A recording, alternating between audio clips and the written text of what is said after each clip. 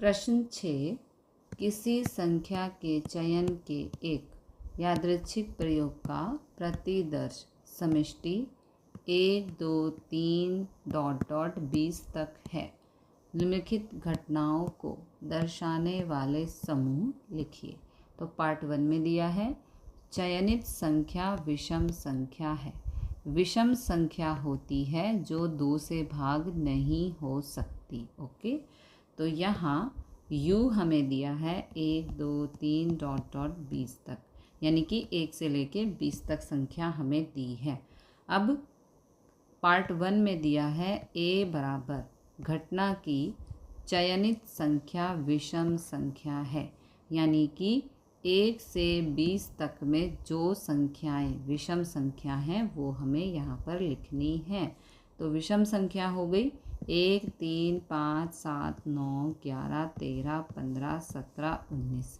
ये सभी संख्याएं 2 की टेबल में नहीं आती हैं। ओके, इसलिए विषम संख्या है।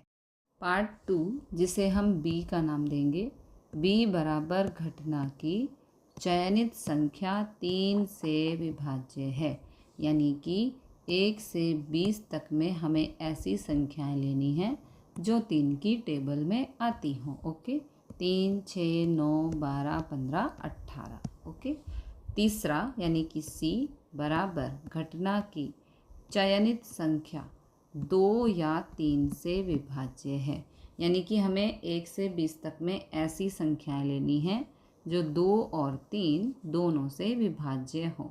तो पूरा 2 का टेबल लिख दो। 2 4 6 8 10 12 14 16 18 20। ओके, अब ऐसी संख्याएं जो 3 से विभाज्य होती हों वो हैं 3 6 9 12 15 18।